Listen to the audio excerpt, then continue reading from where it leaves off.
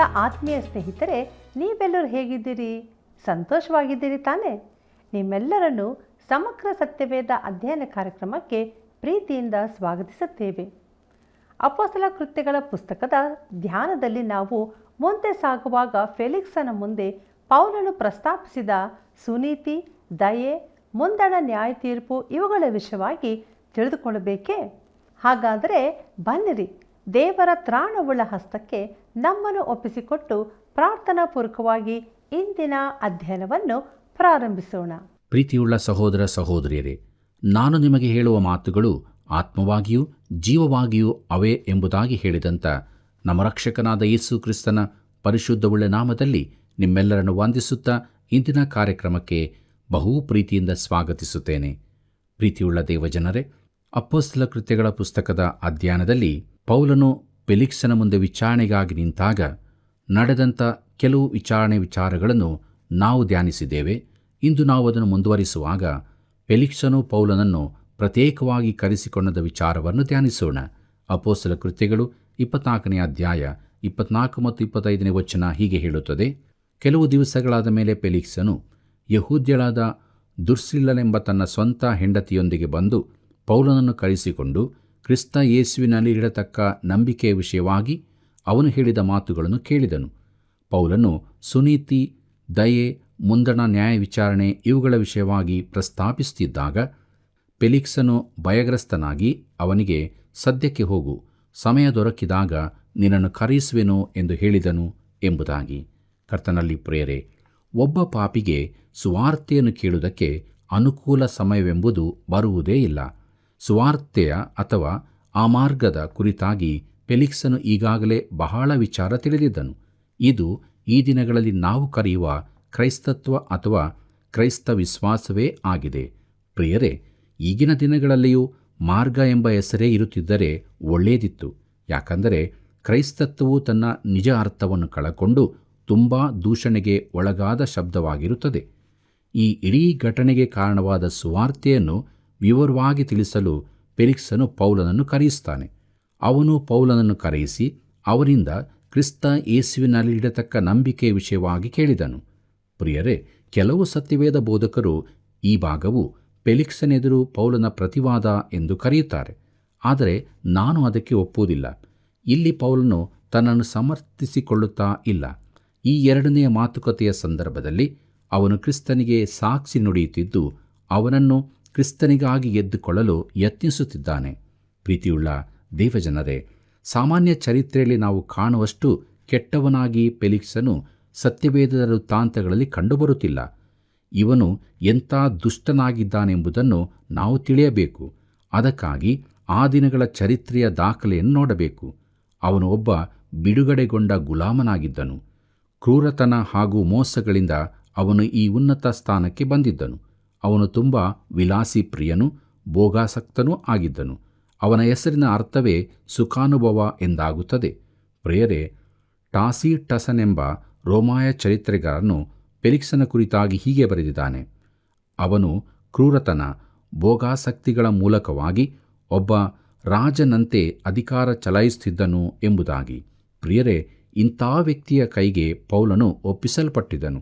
ಆದರೂ ಸತ್ಯವೇದವು ಅವನ ವಿಚಾರವಾಗಿ ಕೆಟ್ಟದ್ದೇನೂ ಹೇಳುವುದಿಲ್ಲ. ಅವನ ಪತ್ನಿಯಾದ ದುರ್ಸಿಲ್ಲಲು ಅವನೊಂದಿಗೆ ಕುಳಿತಿದ್ದಳು. ಚರಿತ್ರೆಯು ಆಕೆಯ ಕುರಿತಾಗಿಯೂ ತಿಳಿಸುತ್ತದೆ. ಆಕೆ 1ನೇ ಹೆರೋದನ ಮಗಳಾಗಿದ್ದಳು.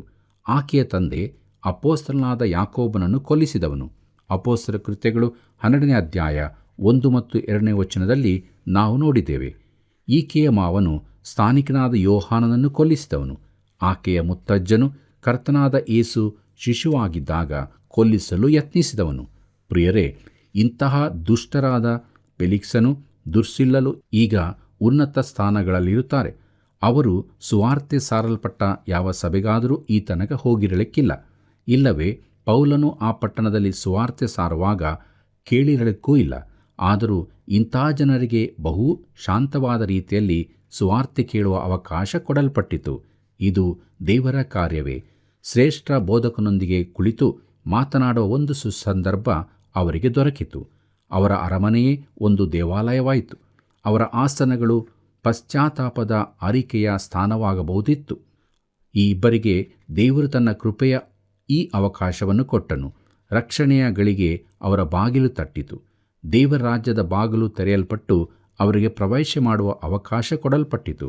ಪ್ರಿಯರೇ, ಇದು ಕೀರ್ತನೆ 2ನೇ ಅಧ್ಯಾಯ 10ನೇ ವಚನದ ಮಾತನ್ನು ಪೂರ್ತಿಗೊಳಿಸುವಂತಿತ್ತು. ಅದೇನೆಂದರೆ, ಆದುದರಿಂದ ಅರಸರುಗಳಿರ, ವಿವೇಕಿಗಳಾಗಿರಿ, ದೇಶಾಧಿಪತಿಗಳಿರ, ಬುದ್ಧಿಮಾತಿಗಳಿಗೆ ಕಿವಿಗೊಡಿರಿ ಎಂಬುದಾಗಿ. ಪ್ರಿಯರೇ, ಅವರಿಬ್ಬರೂ ಪೌಲನ ಮಾತುಗಳನ್ನು ಬಹು ಆಸಕ್ತಿಯಿಂದ ಕೇಳಿದರು. ಫೆಲಿಕ್ಸನಿಗೆ ಕ್ರಿಸ್ತನಿಗಾಗಿ ತೀರ್ಮಾನ ಮಾಡುವ ಬಯಕೆಯಾಗಿರಬಹುದು, ಆದರೆ ಅವನು ಹಾಗೆ ಮಾಡಲಿಲ್ಲ. ಅವನು ಒಳ್ಳೆಯ ಸಮಯಕ್ಕಾಗಿ ಕಾಯುವ ಮನಸ್ಸು ಮಾಡಿದನು. ಪ್ರಿಯ ಸ್ನೇಹಿತನೇ, ಒಬ್ಬ ಪಾಪಿಗೆ ಸುವಾರ್ತೆ ಕೇಳಲು ಒಳ್ಳೆಯ ಅನುಕೂಲ ಸಮಯವೆಂಬುದು ಬರಲಾರದು. ಮಾನವನು ಸಮಯ ನಿಗದಿ ಮಾಡಲು ಆಗದು, ದೇವರೇ ಮಾಡುತ್ತಾನೆ. ಪೌಲನು ಫೆಲಿಕ್ಸನ ಸಂಗಡ ಸುನೀತಿ, ದಮೆ, ಮುಂದಡ ನ್ಯಾಯ ವಿಚಾರಣೆ ಇವುಗಳ ಕುರಿತಾಗಿ ಮಾತನಾಡಿದನು. ಇದು ಒಂದು ಅತ್ಯುತ್ತಮ ಪ್ರಸಂಗವಾಗಿರಬಹುದು. ಪ್ರಿಯರೇ, ಇಲ್ಲಿ ಸುನೀತಿ ಎಂದರೆ ಮಾನವನು ಪಡೆಯಲಾಗದ ಧರ್ಮಶಾಸ್ತ್ರದ ಪ್ರಕಾರದ ನೀತಿಯಾಗಿದೆ. ಅಂದರೆ ಧರ್ಮಶಾಸ್ತ್ರವು ಮನುಷ್ಯನು ಪಾಪಿ ಎಂಬುದನ್ನು, ದೇವರಿಗೆ ಮೆಚ್ಚುಗೆಯಾಗುವ ನೀತಿಯನ್ನು ಹೊಂದಲಾರನೆಂದು ತೋರಿಸಿಕೊಡುತ್ತದೆ. ದೇವರೆದುರಿನಲ್ಲಿ ಒಬ್ಬ ಪಾಪಿಯು ನ್ಯಾಯವಾದ ನೀತಿಯನ್ನು ಹೊಂದಿರಬೇಕಾಗುತ್ತದೆ, ಆದರೆ ಅದನ್ನು ಅವನು ಹೊಂದಲಾರನು. ಆದ್ದರಿಂದ ದೇವರು ಅವನಿಗೆ ಕ್ರಿಸ್ತನಲ್ಲಿ ಅದನ್ನು ಒದಗಿಸಿ ಕೊಡುತ್ತಾನೆ. ಕ್ರಿಸ್ತನಲ್ಲಿ ನಂಬಿಕೆ ಇಡುವವರಿಗೆ ನಿಲುವಂಗಿಯಂತೆ ಕೊಡಲ್ಪಡುವ ನೀತಿ ವಸ್ತ್ರವು ಇದೇ ಆಗಿದೆ. ಇದು ದೇವರಿಂದಾಗುವ ಆ ನೀತಿಯು ಯಾವುದೆಂದರೆ, ಯೇಸು ಕ್ರಿಸ್ತನ ನಂಬುವುದರಿಂದಲೇ ನಂಬುವವರಲ್ಲಿಗೆ ದೊರಕುವಂತಾದು, ಹೆಚ್ಚು ಕಡಿಮೆ ಏನೂ ಇಲ್ಲ ಎಂಬುದಾಗಿ ರೋಮಾಪುರದ ಬರೆದ ಪತ್ರಿಕೆ 3ನೇ ಅಧ್ಯಾಯ 22ನೇ ವಚನದಲ್ಲಿ ಓದುತ್ತೇವೆ. ಪ್ರಿಯರೇ, ತಾನು ಹೊಂದಲಾರದ ಧರ್ಮಶಾಸ್ತ್ರಾನುಸಾರವಾದ ನೀತಿವಂತಿಕೆಯ ಕುರಿತಾಗಿಯೂ ತನ್ನಲ್ಲಿ ನಂಬಿಕೆ ಇಡುವವರಿಗೆ ಕ್ರಿಸ್ತನು ದಯಪಾಲಿಸುವ ನೀತಿಯ ಕುರಿತಾಗಿಯೂ ಪೌಲನು ಅವನೊಂದಿಗೆ ಮಾತನಾಡಿದನು. ಬಳಿಕ ಪೌಲನು ದಮೆಯ ಕುರಿತಾಗಿಯೂ ಮಾತನಾಡಿದನು. ಫೆಲಿಕ್ಸನು ಭೋಗ ಕ್ರೂರತನಗಳಿಂದ ತುಂಬಿದವನಾಗಿದ್ದನು. ಪಾಪಗಳಲ್ಲೇ ಜೀವಿಸುತ್ತಿದ್ದಂಥ ಮಹಾಪಾಪಿಗಳಾದ ಈ ಇಬ್ಬರಿಗೆ ನಿಜವಾದ ಸ್ವಾತಂತ್ರ್ಯವೆಂದರೇನು ತಿಳಿದಿರಲಿಲ್ಲ. ಮತ್ತೆ ಪೌಲನು ಮುಂದಡ ನ್ಯಾಯ ವಿಚಾರಣೆ ಕುರಿತಾಗಿ ಮಾತನಾಡಿದನು. ಇದು ಪ್ರಕಟಣೆ 20ನೇ ಅಧ್ಯಾಯ 11ರಿಂದ 15ನೇ ವಚನದಲ್ಲಿ ತಿಳಿಸಿರುವ ಬೆಳ್ಳಗಿನ ಮಹಾಸಿಂಹಾಸನದ ಮುಂದೆ ಆಗತಕ್ಕದ್ದು. ಪ್ರಿಯ ಸ್ನೇಹಿತನೇ, ಇಂದು ನಿನ್ನ ಪಾಪಗಳು ಒಂದೋ ನಿನ್ನಲ್ಲೇ ಇರುತ್ತದೆ, ಇಲ್ಲವೇ ಕ್ರಿಸ್ತನಲ್ಲಿರುತ್ತವೆ. ನೀನು ಕ್ರಿಸ್ತನಲ್ಲಿ ನಂಬಿಕೆ ಇಟ್ಟಿರುವುದಾದರೆ ನಿನ್ನ ಪಾಪಗಳು ಆತನಲ್ಲಿರುತ್ತವೆ. ಆತನು 2000 ವರ್ಷಗಳ ಕೆಳಗೆ ನಿನ್ನ ಪಾಪಗಳಿಗಾಗಿ ತಾನೇ ಬೆಲೆ ತೆತ್ತನು. ಅವು ನಿನ್ನ ಮುಂದೆ ನ್ಯಾಯತೀರ್ಪಿಗಾಗಿ ಇನ್ನೂ ಕಾಯುತ್ತಿಲ್ಲ. ಆದರೆ ನಿನ್ನ ಪಾಪಗಳು ಇನ್ನೂ ನಿನ್ನಲ್ಲೇ ಇರುವುದಾದರೆ ಆಗ ನಿನಗೆ ನ್ಯಾಯತೀರ್ಪು ಬರಲಿಕ್ಕಿದೆ. ಈ ನ್ಯಾಯತೀರ್ಪಿನ ಕುರಿತು ಕೇಳಲು ಜನರು ಇಂದು ಇಷ್ಟಪಡುವುದಿಲ್ಲ. ಪ್ರಿಯರೇ, ಫೆಲಿಕ್ಸ ದುರ್ಸಿಲ್ಲರು ಕೂಡ ಈ ವಿಚಾರವಾಗಿ ಕೇಳಲು ಇಚ್ಛಿಸಲಿಲ್ಲ. ನಿನ್ನ ಪಾಪಗಳು ಕ್ರಿಸ್ತನಲ್ಲಿ ಇಲ್ಲವಾದರೆ, ಅಂದರೆ ನೀನು ಆತನನ್ನು ನಿನ್ನ ರಕ್ಷಕನಾಗಿ ಅಂಗೀಕರಿಸಿಲ್ಲವಾದರೆ, ನೀನು ಈ ನ್ಯಾಯ ವಿಚಾರಣೆಗೆ ಒಳಗಾಗುತ್ತಿ. ನೀನು ಈ ಕುರಿತು ಕೇಳುವುದನ್ನು ಈಗಲೇ ನಿಲ್ಲಿಸಿಬಿಡಬಹುದು, ಆದರೆ ಅದರಿಂದ ಯಾವ ವ್ಯತ್ಯಾಸವೂ ಉಂಟಾಗುವುದಿಲ್ಲ. ನಿನಗೆ ಬರತಕ್ಕ ನ್ಯಾಯತೀರ್ಪಿನಿಂದ ನೀನು ತಪ್ಪಿಸಿಕೊಳ್ಳಲಾರಿ. ಪ್ರೀತಿಯುಳ್ಳ ದೇವಜನರೇ, ಈ ಕುರಿತಾಗಿ ಪ್ರಸಂಗಿಸುವವರು ಬಹು ಕಡಿಮೆ ಜನ. ಸತ್ಯವೇದ ಕಳಿಸುವವರಲ್ಲಿ ಅನೇಕರು ಇದನ್ನು ನೆನಪಿಸುತ್ತಾರೆ ಮಾತ್ರ. ಕೆಲವರು ಅದನ್ನು ಹಗುರವಾಗಿ ಹೇಳುತ್ತಾರೆ.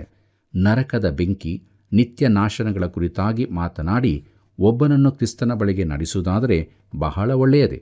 ಆದರೆ ಕ್ರಿಸ್ತ ಯೇಸುವಿನಲ್ಲಿ ನಮಗಿರುವ ರಕ್ಷಣೆಯ ಸಂದೇಶ ಅದರ ಜೊತೆಗಿಲ್ಲದಿದ್ದರೆ ಅದನ್ನು ಹೇಳಲೇಬಾರದು. ಪ್ರೀತಿಯುಳ್ಳ ಸಹೋದರ ಸಹೋದರಿಯರೇ, ಇಲ್ಲಿ ಫೆಲಿಕ್ಸನು ಬಹು ವಿಚಿತ್ರವಾಗಿ ವರ್ತಿಸ್ತಾನೆ. ಫೆಲಿಕ್ಸನೆದುರು ಪೌಲನು ವಿಚಾರಿಸಲ್ಪಡಬೇಕಾದ ಮಹಾಯಾಜಕ ಅನನೀಯನು, ಸಭಾಹಿರಿಯರು ತೆರ್ತುಲ್ಯನು ಅವನ ಮೇಲೆ ದೂರುಗಳು ತಂದಾಗ ಅವರ ದೂರುಗಳು ಆಧಾರವಿಲ್ಲವೆಂದು ಕೂಡಲೇ ತಿಳಿದುಕೊಂಡನು. ಅವನು ಪೌಲನನ್ನು ಬಿಟ್ಟು ಬಿಡಬಹುದಿತ್ತು, ಆದರೆ ಅವನು ಒಳ್ಳೆ ರಾಜಕಾರಣಿಯಾದದ್ದರಿಂದ ಯಹೂದ್ಯರನ್ನು ಅಸಮಾಧಾನಗೊಳಿಸಲು ಇಚ್ಛಿಸಲಿಲ್ಲ. ಅವನು ನ್ಯಾಯವಾದದನ್ನು ಮಾಡದೆ ರಾಜಕೀಯ ಲಾಭದತ್ತ ನೋಡಿದನು. ಬಳಿಕ ಪೌಲನೊಂದಿಗೆ ಈ ಪ್ರತ್ಯೇಕ ಮಾತುಕತೆ ನಡೆಸಿದನು. ಪೌಲನ ಮಾತಿನ ಪ್ರಭಾವ ಅವನ ಮೇಲೆ ಉಂಟಾಯಿತು, ಆದರೂ ತಕ್ಕ ತೀರ್ಮಾನ ತೆಗೆದುಕೊಳ್ಳದೆ ಅದನ್ನು ಮುಂದಕ್ಕೆ ಹಾಕಿದನು. ಪ್ರೀತಿಯುಳ್ಳ ದೇವಜನರೇ, ಅನೇಕರು ಇಂತಹ ಸನ್ನಿವೇಶಗಳಲ್ಲಿ ಕ್ರಿಸ್ತನಿಗಾಗಿ ತೀರ್ಮಾನ ತೆಗೆದುಕೊಳ್ಳದೆ ಅದನ್ನು ಮುಂದಕ್ಕೆ ಹಾಕುತ್ತಾ ಹೋಗಿ ಕೊನೆಗೆ ತೀರ್ಮಾನವೇ ಮಾಡಲಾಗದ ಸ್ಥಿತಿಗೆ ತಲುಪಿರುವುದನ್ನು ನಾವು ಮಾನವ ಚರಿತ್ರೆಯಲ್ಲಿ ಅನೇಕ ಬಾರಿ ಕಂಡಿದ್ದೇವೆ. ಆದ್ದರಿಂದಲೇ ಯೌವನಸ್ಥರು ಕ್ರಿಸ್ತನಿಗಾಗಿ ತೀರ್ಮಾನ ಮಾಡುತ್ತಿರುವುದು ಒಳ್ಳೆಯದು. ನಾವು ಕ್ರಿಸ್ತನಿಗಾಗಿ ಯೌವನಸ್ಥರನ್ನು ಗೆದ್ದುಕೊಳ್ಳಬೇಕಾಗಿದೆ. ಪ್ರಾಯ ಹೋದಷ್ಟೇ ತಕ್ಕ ಬುದ್ಧಿ ಬಲಿಯುತ್ತದೆಂದು ಯಾರೂ ತಿಳಿಯಬಾರದು. ಪ್ರಾಯಸ್ಥರು ಸುವಾರ್ತೆಗೆ ಕಿವಿಗೊಡುವುದು ಇನ್ನೂ ಕಷ್ಟವಾಗುತ್ತದೆ. ಅನೇಕ ವರ್ಷಗಳ ಹಿಂದೆ ಪ್ರಸಿದ್ಧ ಬೋಧಕರಾದ ಜಾರ್ಜ್ ಟ್ರೂಯೆಟ್ ಅವರು ಒಂದು ಉದಾಹರಣೆಯನ್ನು ಹೇಳಿದ್ದರು. ಒಬ್ಬ ವಕೀಲನು ತನ್ನ 50ನೇ ವರ್ಷದ ಆಚರಣೆಯ ಸಂದರ್ಭದಲ್ಲಿ ಜಾರ್ಜ್ ಬೋಧಕರೊಂದಿಗೆ ಮಾತನಾಡಲು ಬಂದರು. ಅವರು ಕ್ರಿಸ್ತನನ್ನು ಅಂಗೀಕರಿಸಲಿಲ್ಲ. ಅವರು ಹೀಗೆ ಹೇಳಿದರು, ಜಾರ್ಜ್, ನೀನು ನಾನು ಈ ಊರಿಗೆ ಒಂದೇ ಸಮಯದಲ್ಲಿ ಬಂದಿದ್ದೆವು. ನೀನು ಒಬ್ಬ ಯೌವನಸ್ಥ ಪ್ರಸಂಗಿಯಾಗಿದ್ದಿ, ನಾನು ಒಬ್ಬ ಯುವ ವಕೀಲನಾಗಿದ್ದೆ. ನಾನು ನಿನ್ನ ಪ್ರಸಂಗವನ್ನು ಮೊದಲಿಗೆ ಕೇಳಿದಾಗ ಅದರಿಂದ ನನ್ನಲ್ಲಿ ತುಂಬ ಪರಿಣಾಮ ಉಂಟಾಯಿತು. ಅನೇಕ ರಾತ್ರಿಗಳಲ್ಲಿ ನಾನು ನಿದ್ರೆ ಇಲ್ಲದೆ ಹೊರಳಾಡಿದ್ದೆ. ಆದರೆ ಕ್ರಮೇಣ ದಿನ ವರುಷ ದಾಟಿದಂತೆ ನಿನ್ನ ಪ್ರಸಂಗ ಕೇಳಿದಾಗ ನನ್ನಲ್ಲಿ ಯಾವ ಪರಿಣಾಮವೂ ಉಂಟಾಗಲಿಲ್ಲ. ಈಗ ನೀನು ಹಿಂದಿಗಿಂತಲೂ ಉತ್ತಮ ಪ್ರಸಂಗಿಯಾಗಿದ್ದಿ. ನಿನ್ನ ಮಾತು ಕೇಳಲು ನನಗೆ ಇಷ್ಟವಾಗುತ್ತದೆ ಎಂಬುದಾಗಿ. ವಕೀಲನು ನಗಾಡುತ್ತಾ ಈ ಮಾತುಗಳನ್ನು ತಿಳಿಸಿದನು. ಆದರೆ ತನ್ನ ಸ್ಥಿತಿ ಎಷ್ಟು ದುಃಖಕರವಾಗಿದೆ ಎಂದು ಅವನು ತಿಳಿದುಕೊಳ್ಳಲಿಲ್ಲ. ಪ್ರಿಯರೇ, ತಾನು ಯಾವ ಸ್ಥಿತಿಗೆ ಬಂದು ಮುಟ್ಟಿದ್ದೇನೆಂದು ಅವನಿಗೆ ಅರಿವಾಗಲೇ ಇಲ್ಲ. ಫೆಲಿಕ್ಸನು ಹೇಳಿದನು, ಈಗ ಹೋಗು, ನನಗೆ ಮುಂದೆ ಅನುಕೂಲವಾದಾಗ ನಿನ್ನನ್ನು ಕರೆಸಿಕೊಳ್ಳುತ್ತೇನೆ ಎಂದು. ಪ್ರಿಯರೇ, ಆ ಅನುಕೂಲ ಸಮಯ ಫೆಲಿಕ್ಸನಿಗೆ ಬರಲೇ ಇಲ್ಲ. ಆ ವಕೀಲನಿಗೂ ಆ ಸಮಯ ಮತ್ತೆ ಬರಲೇ ಇಲ್ಲ. ಕ್ರಿಸ್ತನನ್ನು ಸ್ವೀಕರಿಸುವುದನ್ನು ಮುಂದಕ್ಕೆ ಹಾಕಿದಾಗ ಅನೇಕರಿಗೆ ಈ ಅವಕಾಶ ಮತ್ತೆ ಸಿಗಲೇ ಇಲ್ಲ. ನಮ್ಮ ಬಗ್ಗೆ ಏನು ಪ್ರಿಯರೇ? ನಾವು ಕೂಡ ಸಮಯವನ್ನು ಮುಂದಕ್ಕೆ ಹಾಕುತ್ತಿದ್ದೇವೋ? ಇದೇ ಕೃಪಾಗಳಿಗೆ, ಇದೇ ರಕ್ಷಣೆಯ ದಿನ. ಇಂದೇ ಕ್ರಿಸ್ತನನ್ನು ಅಂಗೀಕರಿಸಿಕೊಳ್ಳೋಣ. ಅಪೊಸ್ತಲ ಕೃತ್ಯಗಳು 24ನೇ ಅಧ್ಯಾಯ 26ನೇ ವಚನ ಹೀಗೆ ಹೇಳುತ್ತದೆ, ಇದಲ್ಲದೆ ಪೌಲನಿಂದ ತನಗೆ ಹಣ ಸಿಕ್ಕಿತೆಂದು ನಿರೀಕ್ಷೆ ಅವನಿಗಿದ್ದ ಕಾರಣ ಅವನನ್ನು ಬಾರಿ ಬಾರಿಗೂ ಕರೆಯಿಸಿ ಅವನ ಸಂಗಡ ಸಲ್ಲಾಪ ಮಾಡುತ್ತಿದ್ದನು ಎಂಬುದಾಗಿ. ಪ್ರೀತಿಯುಳ್ಳ ದೇವಜನರೇ, ಅವನೊಬ್ಬ ಚತುರ ರಾಜಕಾರಣಿಯೂ ವಕ್ರ ಬುದ್ಧಿಯವನೂ ಆಗಿದ್ದನು. ತಾನು ಲಂಚ ತೆಗೆದುಕೊಂಡು ಪೌಲನನ್ನು ಬಿಡುಗಡೆ ಮಾಡಬೇಕೆಂದಿದ್ದನು. ಅಪೊಸ್ತಲ ಕೃತ್ಯಗಳು 24ನೇ ಅಧ್ಯಾಯ 27ನೇ ವಚನವನ್ನು ಗಮನಿಸುವುದಾದರೆ ಅಲ್ಲಿ ನಾವು ಹೀಗೆ ನೋಡುತ್ತೇವೆ, 2 ವರ್ಷಗಳು ತುಂಬಿದ ಮೇಲೆ ಫೆಲಿಕ್ಸನ ಸ್ಥಾನಕ್ಕೆ ಪೋರ್ಕಿಯ ಫೆಸ್ತನು ಬಂದನು. ಫೆಲಿಕ್ಸನು ಯಹೂದ್ಯರ ಪ್ರೀತಿಯನ್ನು ಸಂಪಾದಿಸಬೇಕೆಂಬ ಕೋರಿಕೆಯಿಂದ ಪೌಲನನ್ನು ಹಾಗೆಯೇ ಸೆರೆಯಲ್ಲಿ ಬಿಟ್ಟು ಹೋದನು ಎಂಬುದಾಗಿ. ನೋಡಿರಿ ಪ್ರಿಯರೇ, ಫೆಲಿಕ್ಸನು ಕೊನೆಯ ತನಕವೂ ತನ್ನ ರಾಜಕೀಯ ದಾಟವನ್ನೇ ಮುಂದುವರಿಸಿದನು. ರೋಮಾಯರ ನ್ಯಾಯವು ಅದನ್ನು ಜಾರಿಗೊಳಿಸುತ್ತಿದ್ದವರಿಗಿಂತ ಒಳ್ಳೆಯದೇನೂ ಆಗಿರಲಿಲ್ಲ. ಪೌಲನು ಒಂದೋ ಅಪರಾಧಿಯಾಗಿದ್ದನು, ಇಲ್ಲವೇ ನಿರಪರಾಧಿಯಾಗಿದ್ದನು. ಅವನು ದಂಗೆಕೋರನಾಗಿದ್ದರೆ ಮರಣಶಿಕ್ಷೆ ಆಗಬೇಕಿತ್ತು, ನಿರಪರಾಧಿಯಾಗಿದ್ದರೆ ಬಿಡುಗಡೆಯಾಗಬೇಕಿತ್ತು. ಈ ಎರಡರಲ್ಲಿ ಒಂದು ಆಗಬೇಕಿತ್ತು. ಆದರೆ ಯಾವುದೇ ಕಾರಣಕ್ಕೂ ಅವನು 2 ವರ್ಷಗಳ ಕಾಲ ಸೆರೆಯಲ್ಲಿರಬೇಕಾಗಿರಲಿಲ್ಲ. ಪ್ರಿಯರೇ, ಇಲ್ಲಿಗೆ ಅಪೊಸ್ತಲ ಕೃತ್ಯಗಳು ಪುಸ್ತಕದ 24ನೇ ಅಧ್ಯಾಯದ ಧ್ಯಾನವನ್ನು ನಾವು ಮಾಡಿ ಮುಗಿಸಿದ್ದೇವೆ. ದೇವರಿಗೆ ಸ್ತೋತ್ರವಾಗಲಿ. ಮುಂದಕ್ಕೆ ನಾವು ಅಪೊಸ್ತಲ ಕೃತ್ಯಗಳು ಪುಸ್ತಕದ 25ನೇ ಅಧ್ಯಾಯವನ್ನು ಧ್ಯಾನಿಸೋಣ. ಮುಖ್ಯಾಂಶ ಫೆಸ್ತನ ಎದುರಿನಲ್ಲಿ ಪೌಲನು ಎಂಬುದಾಗಿ. ಕರ್ತನಲ್ಲಿ ಪ್ರಿಯರೇ, ಪೌಲನು ಅನ್ಯಾಯವಾಗಿ 2 ವರ್ಷ ಸೆರೆಮನೆಯಲ್ಲಿರಬೇಕಾಯಿತು. ಫೆಸ್ತನು ಫೆಲಿಕ್ಸನ ಬದಲಿಗೆ ಬಂದ ದೇಶಾಧಿಪತಿಯಾಗಿದ್ದನು. ಈಗ ಪೌಲನು ಈ ಹೊಸ ದೇಶಾಧಿಪತಿಯ ಎದುರು ಕಾಣಿಸಿಕೊಳ್ಳಲಿದ್ದಾನೆ. ಯೆರೂಸಲೇಮಿನ ಕೋಟೆಗಳ ಮೆಟ್ರೋಗಳ ಮೇಲೆ ಪೌಲನನ್ನು ಕಂಡಿದ್ದೇವೆ. ಹಿರೀ ಸಭೆ ಎದುರಿನಲ್ಲಿ ಕಂಡಿದ್ದೇವೆ. ಫೆಲಿಕ್ಸನೆದುರು ವಿಚಾರಣೆಯಲ್ಲಿ, ಬಳಿಕ ಅವನೊಂದಿಗೆ ಪ್ರತ್ಯೇಕ ಸಂದರ್ಶನದಲ್ಲೂ ಕಂಡಿದ್ದೇವೆ. ಬಹುಶಃ ಇತರ ಅನೇಕ ಭೇಟಿಗಳು ಆಗಿರಬಹುದು. ಈಗ ಅವನು ಫೆಸ್ತನ ಎದುರಿಗೆ ಬರಲಿದ್ದಾನೆ. ಮುಂದೆ ಅಗ್ರಿಪ್ಪ ರಾಜನೆದುರಿಗೂ ತರಲ್ಪಡುತ್ತಾನೆ. ಈ ಎಲ್ಲ ಅಧಿಕಾರಿಗಳ ಹಾಗೂ ಅಧಿಪತಿಗಳ ಮುಂದೆ ವಿಚಾರಿಸಲ್ಪಡುವುದು ಪೌಲನಿಗೆ ಬಹು ಪ್ರಯಾಸಕರವಾಗಿರಬಹುದು. ಅವನ ತಾಳ್ಮೆಯ ಮಿತಿಯೂ ಮೀರಿರಬಹುದು. ಆದರೆ ಪ್ರಿಯರೇ, ರೋಮಾಯರ ಈ ಅಧಿಪತಿಗಳಿಗೆ ಸಾಕ್ಷಿ ನುಡಿಯುವ ಈ ಸಂದರ್ಭಕ್ಕಾಗಿ ಅವನು ಸಂತೋಷಪಟ್ಟಿರಬಹುದು. ದಮಸ್ಕದ ದಾರಿಯಲ್ಲಿ ಕರ್ತನು ಅವನಿಗೆ ಕಾಣಿಸಿಕೊಂಡಾಗ ಹೇಳಿದ್ದು, ನೀನು ಹೋಗು, ಆ ಮನುಷ್ಯನು ಅನ್ಯಜನರಿಗೂ ಅರಸರುಗಳಿಗೂ ಇಸ್ರಾಯೇಲ್ಯರಿಗೂ ನನ್ನ ಹೆಸರನ್ನು ತಿಳಿಸುವುದಕ್ಕಾಗಿ ನಾನು ಆರಿಸಿಕೊಂಡ ಸಾಧನವಾಗಿದ್ದಾನೆ ಎಂದು ಅಪೊಸ್ತಲ ಕೃತ್ಯಗಳು 9ನೇ ಅಧ್ಯಾಯ 15ನೇ ವಚನದಲ್ಲಿ ನಾವು ನೋಡುತ್ತೇವೆ. ಪೌಲನು ದೇವರ ಯೋಜನೆಗನುಸಾರವಾಗಿಯೇ ಮುಂದುವರಿಯುತ್ತಿದ್ದಾನೆ. ಪ್ರಿಯರೇ, ಕರ್ತನು ತನಗೆ ಮಾಡಿದ್ದನ್ನು ಪೌಲನು ಪ್ರತಿ ಸಾರಿಯೂ ಹೇಳುವಾಗ ಅವನು ಬಹು ಉತ್ಸಾಹ ಹಾಗೂ ಪೂರ್ಣ ನಂಬಿಕೆಯಿಂದ ಹೇಳುತ್ತಿದ್ದನು. ಮತ್ತು ಯೇಸು ಕ್ರಿಸ್ತನಿಗೆ ಒಳ್ಳೆಯ ಸಾಕ್ಷಿಯನ್ನು ನುಡಿಯುತ್ತಿದ್ದನು. ಫೆಲಿಕ್ಸನು ಪೌಲನ ಮಾತುಗಳನ್ನು ಕೇಳಿದಾಗ ನಡುಗಿದರೂ ಅವನಲ್ಲಿದ್ದ ದುಷ್ಟತನ, ದುರಾಶೆಗಳೇ ಮೇಲ್ಗೈ ಸಾಧಿಸಿದವು. ಅವನಿಗೆ ಒಂದು ಅವಕಾಶವೂ ಕೊಡಲ್ಪಟ್ಟಿತು. ಪೌಲನನ್ನು ಅನೇಕ ಬಾರಿ ಕರೆ ಕಳಿಸಿದರೂ ಅವನು ಲಂಚಕ್ಕಾಗಿ ಆಶೆಪಟ್ಟನೇ ಹೊರತು ರಕ್ಷಣೆಗಲ್ಲ. ದಯಮಾಡಿ ಗಮನಿಸಿರಿ ಪ್ರೀತಿಯುಳ್ಳ ದೇವಜನರೇ, ಪೌಲನು ಅಲ್ಲಿ ಸೆರೆಯಲ್ಲಿ ಕಳೆದ 2 ವರ್ಷಗಳು ಅವನ ಜೀವಿತದ ಮೌನ ವರ್ಷಗಳಾಗಿದ್ದವು. ಒಂದು ವೇಳೆ ಅವನು ತಾಳ್ಮೆ ತಪ್ಪಿರಬಹುದು, ನಮಗೆ ತಿಳಿಯದು. ಆದರೆ ಈ ಎಲ್ಲದರಲ್ಲಿಯೂ ದೇವರ ಹಸ್ತವು ಅವನೊಂದಿಗಿತ್ತು ಹಾಗೂ ದೇವರ ಉದ್ದೇಶಗಳು ನೆರವೇರುತ್ತಿದ್ದವು ಎಂದು ನಮಗೆ ಗೊತ್ತು. ಪ್ರಿಯರೇ, ನಮ್ಮ ಜೀವಿತದಲ್ಲೂ ಚಟುವಟಿಕೆಗಳು ಸ್ಥಗಿತಗೊಂಡಾಗ ಈ ಸತ್ಯ ನಮಗೆಷ್ಟು ಆದರಣೆ ಕೊಡುತ್ತದೆಯಲ್ಲವೇ? ಮುಂದಕ್ಕೆ ನಾವು ಪೌಲನು ಫೆಸ್ತನ ಎದುರು ತರಲ್ಪಡುತ್ತಾನೆ ಎಂಬುದನ್ನು ನೋಡೋಣ. ಅಪೊಸ್ತಲ ಕೃತ್ಯಗಳು 25ನೇ ಅಧ್ಯಾಯ ಮೊದಲಿನ 4 ವಚನಗಳನ್ನು ಗಮನಿಸಿರಿ. ಅಲ್ಲಿ ನಾವು ಹೀಗೆ ನೋಡುತ್ತೇವೆ. ಫೆಸ್ತನು ಸೀಮೆಯ ಕಾರ್ಯಭಾರವನ್ನು ವಹಿಸಿಕೊಂಡು 3 ದಿವಸಗಳ ತರುವಾಯ ಕೈಸರೆಯಿಂದ ಯೆರೂಸಲೇಮಿಗೆ ಹೋದನು. ಅಲ್ಲಿ ಮಹಾಯಾಜಕನು ಯೆಹೂದ್ಯರಲ್ಲಿ ಪ್ರಮುಖರು ಅವನಿಗೆ ಪೌಲನ ಮೇಲಣ ಫಿರ್ಯಾದಿಯನ್ನು ಹೇಳಿ, ನೀನು ದಯಮಾಡಿ ಅವನನ್ನು ಯೆರೂಸಲೇಮಿಗೆ ಕರತರಿಸಬೇಕೆಂದು ಪೌಲನ ಕೇಡಿಗಾಗಿ ಬಿನ್ನಹವನ್ನು ಮಾಡಿದರು. ಮಾರ್ಗದಲ್ಲಿ ಅವನನ್ನು ಕೊಲ್ಲುವುದಕ್ಕಾಗಿ ಹೊಂಚು ಹಾಕಿಕೊಂಡಿದ್ದರು. ಫೆಸ್ತನು ಅವರಿಗೆ, ಪೌಲನು ಕೈಸರಿಯದಲ್ಲಿ ಕಾವಲೊಳಗಿದ್ದಾನೆ, ನಾನೇ ಬೇಗ ಅಲ್ಲಿಗೆ ಹೊರಟು ಹೋಗಬೇಕೆಂದಿದ್ದೇನೆ ಎಂಬುದಾಗಿ. ಪ್ರೀತಿಯುಳ್ಳ ಸಹೋದರ ಸಹೋದರಿಯರೇ, ಫೆಸ್ತನು ಪರಿಸ್ಥಿತಿಯನ್ನು ತಿಳುಕೊಂಡಂತೆ ಕಾಣುತ್ತದೆ. ಫೆಲಿಕ್ಸನು ಪೌಲನ ಕುರಿತಾಗಿ ಅವನಿಗೆ ಹೇಳಿರಬಹುದು. ಅವನು ಪರಿಸ್ಥಿತಿಗಳನ್ನು ವಿವರಿಸಿರಬಹುದು. ಯಹೂದ್ಯರಿಂದ ಕೊಲ್ಲಲ್ಪಡುವುದಕ್ಕಿದ್ದ ಪೌಲನನ್ನು ಕಾಪಾಡಲಿಕ್ಕಾಗಿ ಕೈಸರೆಯಕ್ಕೆ ತರಲ್ಪಟ್ಟಿದೆ ಎಂಬುದನ್ನು ಫೆಲಿಕ್ಸನು ಫೆಸ್ತನಿಗೆ ಹೇಳಿರಬಹುದು. ಆದ್ದರಿಂದ ಪೌಲನನ್ನು ಯೆರೂಸಲೇಮಿಗೆ ಕರೆತರಬೇಕೆಂದು ಯಹೂದ್ಯರು ಹೇಳಿದಾಗ ಅವನು, ಇಲ್ಲ, ಅವನನ್ನು ಇಲ್ಲಿಗೆ ಕರೆತರುವುದಿಲ್ಲ, ನಾನು ಇಲ್ಲಿ ಯೆರೂಸಲೇಮಿನಲ್ಲೇ ನಿಲ್ಲುವುದಿಲ್ಲ, ಬೇಗನೆ ಕೈಸರ್ಯಕ್ಕೆ ಹೋಗುತ್ತೇನೆ ಎಂದು ಹೇಳಿದನು. ಯೆರೂಸಲೇಮಿಗಿಂತ ಕೈಸರ್ಯವನ್ನು ಇಷ್ಟಪಡುವ ಇನ್ನೊಬ್ಬ ರೋಮಾಯನು ಇಲ್ಲಿದ್ದಾನೆ.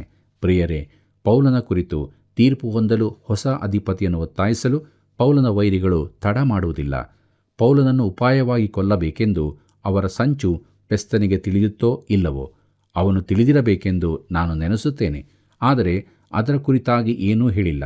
ಆದರೂ ಅವರ ಕೇಳಿಕೆಗೆ ಅವನು ಒಪ್ಪಿಕೊಳ್ಳದೆ ಅದಕ್ಕೆ ಬದಲಾಗಿ ಅವರು ಪೌಲನ ಮೇಲನ ದೂರಿನೊಂದಿಗೆ ಕೈಸರೈಯಕ್ಕೆ ಬರಬೇಕೆಂದು ಕೇಳಿಕೊಂಡನು.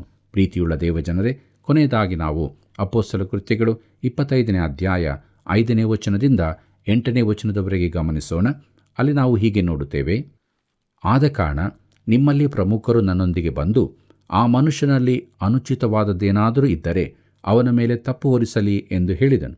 ಅವನು ಅವರಲ್ಲಿ 8-10ಕ್ಕಿಂತ ಹೆಚ್ಚು ದಿವಸಗಳು ನಿಲ್ಲದೆ ಕೈಸರೈಯಕ್ಕೆ ಹೋಗಿ ಮರುದಿನ ನ್ಯಾಯಸ್ಥಾನದಲ್ಲಿ ಕೂತುಕೊಂಡು ಪೌಲನನ್ನು ತರಬೇಕೆಂದು ಅಪ್ಪಣೆ ಮಾಡಿದನು. ಅವನು ಬಂದ ಮೇಲೆ ಯೆರೂಸಲೇಮಿಂದ ಬಂದಿದ್ದ ಯಹೂದ್ಯರು ಅವನ ಸುತ್ತಲೂ ನಿಂತುಕೊಂಡು ತಾವು ಸ್ಥಾಪಿಸಲಾರದ ಅನೇಕ ದೊಡ್ಡ ದೊಡ್ಡ ತಪ್ಪುಗಳನ್ನು ಹೊರಿಸುತ್ತಿರಲು ಪೌಲನು ಯಹೂದ್ಯರ ಧರ್ಮಶಾಸ್ತ್ರದ ವಿಷಯದಲ್ಲಾಗಲಿ, ದೇವಾಲಯದ ವಿಷಯದಲ್ಲಾಗಲಿ, ಚಕ್ರವರ್ತಿಯ ವಿಷಯದಲ್ಲಾಗಲಿ ನಾನು ಯಾವ ತಪ್ಪನ್ನೂ ಮಾಡಲಿಲ್ಲವೆಂದು ಪ್ರತ್ಯುತ್ತರ ಹೇಳಿದನು ಎಂಬುದಾಗಿ. ಕರ್ತನಲ್ಲಿ ಪ್ರೀತಿಯುಳ್ಳ ದೇವಜನರೇ, ಯಹೂದ್ಯರ ದೂರುಗಳಿಗೆ ಪ್ರತಿಯಾಗಿ ತನ್ನನ್ನು ಸಮರ್ಥಿಸಿಕೊಳ್ಳಬೇಕೆಂದು ಪೌಲನಿಗೆ ಹೇಳಲಾಯಿತು. ಆದರೆ ಫೆಸ್ತನಿಗೆ ಸುವಾರ್ತೆ ಹೇಳುವ ಒಂದು ಅವಕಾಶ ಅವನಿಗೆ ಕೊಡಲ್ಪಟ್ಟಿತು. ಫೆಸ್ತನು ಇನ್ನೊಬ್ಬ ಧೂರ್ತನಾಗಿದ್ದನು. ಪೌಲನು ಕಳ್ಳರ ಗುಂಪಿನೆದುರಿಗೆ ಮಾತ್ರವಲ್ಲದೆ ಧೂರ್ತರ ಎದುರಿನಲ್ಲೂ ನಿಂತಿದ್ದಾನೆ. ಪ್ರೀತಿಯುಳ್ಳ ದೇವಜನರೇ, ದೇವರ ನಡೆಸುವಿಕೆಯನ್ನು ನಾವು ತಿಳಿದಿದ್ದೇವೆ. ದೇವರು ತನ್ನ ಚಿತ್ತವನ್ನು ಪೌಲನ ಜೀವಿತದಲ್ಲಿ ನೆರವೇರಿಸುತ್ತಾ ಇದ್ದಾನೆ. ಲೋಕದ ಕಟ್ಟಕಡೆಯವರೆಗೂ ಅಧಿಕಾರಿಗಳ ಎದುರಿನಲ್ಲೂ ಸುವಾರ್ತೆ ಸಾರಬೇಕೆಂಬುದಾಗಿ ದೇವರ ಆಲೋಚನೆ ಪೌಲನ ಜೀವಿತದಲ್ಲಿ ನೆರವೇರಲ್ಪಡುತ್ತದೆ. ಪ್ರಿಯರೇ, ದೇವರ ವಾಕ್ಯದ ಬೆಳಕಿನಲ್ಲಿ ನಾವು ಪರೀಕ್ಷಿಸಿಕೊಳ್ಳೋಣ. ಸುವಾರ್ತೆಯನ್ನು ಅಂಗೀಕಾರ ಮಾಡಿದ್ದೇವೆಯೋ? ಸುವಾರ್ತೆಗೆ ಯೋಗ್ಯರಾಗಿ ಜೀವಿಸುತ್ತಾ ಇದ್ದೇವೆಯೋ? ದೇವರಾತ್ಮನು ನಮ್ಮ ಸಂಗಡ ಮಾತನಾಡುವಾಗ ನಾವು ಸುವಾರ್ತೆಯನ್ನು ಅಂಗೀಕಾರ ಮಾಡಿಕೊಂಡು ಸುವಾರ್ತೆಗೆ ಯೋಗ್ಯರಾಗಿ ಜೀವಿಸೋಣ. ಹೀಗಾಗುವಂತೆ ದೇವರು ತಾನು ನಮಗೆ ಸಹಾಯ ಮಾಡಿ ನಡೆಸಲಿ. ಕರ್ತನ ಕೃಪೆಯು ಸದಾ ನಿಮ್ಮ ಸಂಗಡ ಇರಲಿ. ಪ್ರೀತಿಯ ಸ್ನೇಹಿತರೆ, ಪೌಲನಿಂದ ಸುವಾರ್ತೆಯ ಸತ್ಯಾಂಶವನ್ನು ಕೇಳಿದಾಗ ಫೆಲಿಕ್ಸನು ಭಯಗ್ರಸ್ತನಾಗಿ ಸಮಯ ದೊರಕಿದಾಗ ನಿನ್ನನ್ನು ಕರೆಸುವೆನು ಎಂದು ಹೇಳಿದ್ದನ್ನು ನೋಡಿದ್ದೇವೆ. ಆದರೆ ಒಬ್ಬ ಪಾಪಿಗೆ ಸುವಾರ್ತೆಯನ್ನು ಕೇಳುವುದಕ್ಕೆ ಅನುಕೂಲ ಸಮಯವೆಂಬುದು ದೊರಕುವುದೇ ಇಲ್ಲ. ಪ್ರಿಯರೇ, ಫೆಲಿಕ್ಸನಿಗೆ ಆ ಸಮಯ ಬರಲೇ ಇಲ್ಲ.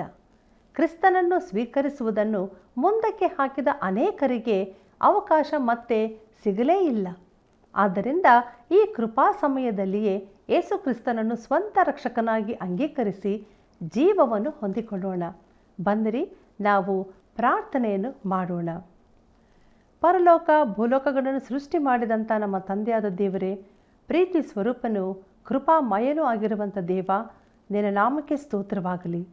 ಪಾಪಿಗಳಾದಂಥ ನಮ್ಮೆಲ್ಲರನ್ನು ಮತ್ತು ಈ ಕಾರ್ಯಕ್ರಮವನ್ನು ವೀಕ್ಷಿಸುತ್ತಿರುವಂಥ ಪ್ರತಿಯೊಬ್ಬೊಬ್ಬರನ್ನು ಶಾಶ್ವತವಾದ ಪ್ರೇಮದಿಂದ ನೀನು ಪ್ರೇಮಿಸಿದಿ. ಪ್ರಿಯ ಕರ್ತನೆ, ನೀನು ಕೊಡುವಂಥ ಉಚಿತವಾದಂಥ ಆ ರಕ್ಷಣೆಯನ್ನು ನಾವೆಲ್ಲರೂ ವಿಶ್ವಾಸದಿಂದ ನಂಬಿಕೆಯಿಂದ ಸ್ವೀಕರಿಸಿ ಕ್ರಿಸ್ತನಿಗಾಗಿ ನಾವು ಜೀವಿಸುವಂತೆ ಕೃಪೆ ಮಾಡು. ಈ ಕಾರ್ಯಕ್ರಮವನ್ನು ವೀಕ್ಷಿಸುತ್ತಿರುವಂಥ ಪ್ರತಿಯೊಬ್ಬ ಸದಸ್ಯರನ್ನು ಹೆಸರೆಸರಾಗಿ ಆಶೀರ್ವದಿಸು. ಅವರ ಕುಂದುಕೊರತೆಗಳನ್ನು ನೀಗಿಸು. ರಕ್ಷಣೆಯ ಮಾರ್ಗದಲ್ಲಿ ನಡೆಸಬೇಕೆಂದು ನಮಗೆ ರಕ್ಷಣೆಯನ್ನು ಕೊಡಲು ಬಂದಂಥ ಯೇಸು ಕ್ರಿಸ್ತನ ಮಹಿಮೆಯ ನಾಮದಲ್ಲಿ ಬೇಡಿ ಹೊಂದಿದ್ದೇವೆ ತಂದೆಯೇ, ಆಮೇನ್. ಪ್ರಿಯರೇ, ನಿಮ್ಮ ನೆಚ್ಚಿನ ಸತ್ಯವೇದ ಅಧ್ಯಯನ ಕಾರ್ಯಕ್ರಮವನ್ನು ಎಷ್ಟು ಜನರಿಗೆ ಪರಿಚಯಿಸಿದ್ದೀರಿ? ಇನ್ನು ಯಾರಿಗೂ ತಿಳಿಸ್ಲಿಲ್ವೋ? ಈಗಲೇ ಈ ಕೃಪಾ ಸಮಯದಲ್ಲಿ ಅನೇಕರಿಗೆ ಪರಿಚಯ ಮಾಡಿರಿ. ಬಲಹೀನರಿಗೆ ಆಧಾರವಾಗಿರಿ. ಮತ್ತೆ ಭೇಟಿಯಾಗೋಣ. ವಂದನೆಗಳು.